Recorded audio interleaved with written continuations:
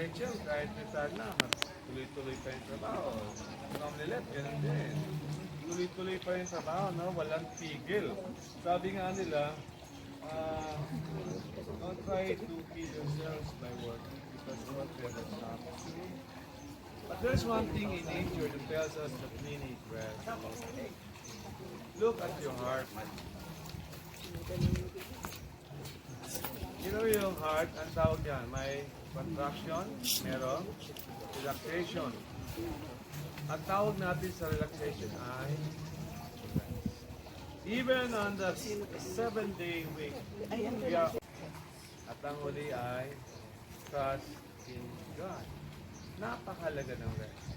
Alam ni Jesus to, kaya sabi niya sa mga disipulo niya, siguro mamaya bibigay ko to kay para picture na ako kay Jenny. Sabi ni Jesus sa kanyang mga disipulo, very busy sila, no?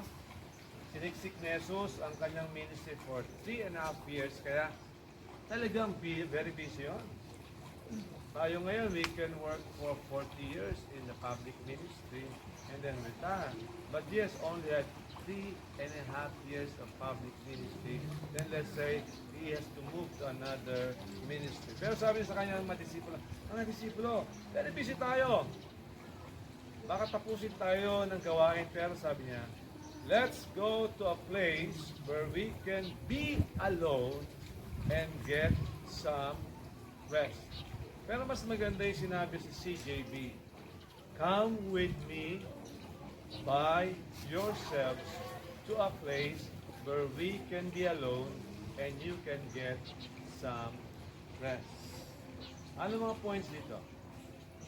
Si Jesus lagi nag-aanyaya na tayo ay magpahinga. Okay? The invitation comes from Jesus.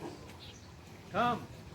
Pero sabi niya, huwag lang kayo, kasama ako. Sabi nga ni Jesus, sumama kayo sa akin. By yourself. Come with me by yourself. At sabi niya pa, to a place where we can be alone. Siguro, alone. Are you alone? Hindi naman masyado, no? Alone. Pero minsan hindi talaga tayo alone dahil connected pa rin tayo dito. So yung mind natin can still be connected to the problems of the world, the problems of Manila. So minsan, nandito tayo, hindi tayo makarest. Kaya, sabi ko, meron kayang wifi doon? Ngayon, hirap na walang wifi, pero hindi ba kailangan din mag-rest ang mind natin? Pero sabi niya, do you really want to get rest? Join me in a place na tayo lang. Ito, very restful. Just listening to the waves. Pag nasa El Nido ako, gusto ko mag-stay doon sa isang hotel at tabing dagat, narinig ko yung hampas ng alon. Yan ang pinapahinga ngayon. Tapos ngayon may ilaw na ganyan, may puno. Very restful to the eyes. No? Pero restful din sa atin dahil magkakasama kayo. Siyempre, iba na yung Tabar Cards. No? ng treasury. When you're with friends, you feel rested. When you're with your family, you feel rested. When you are with the family of God, you will feel rested. Yung iba, they feel rested by just doing nothing. Yan ba kayo do nothing day? Ako may gusto yun, do nothing day. Or do nothing day.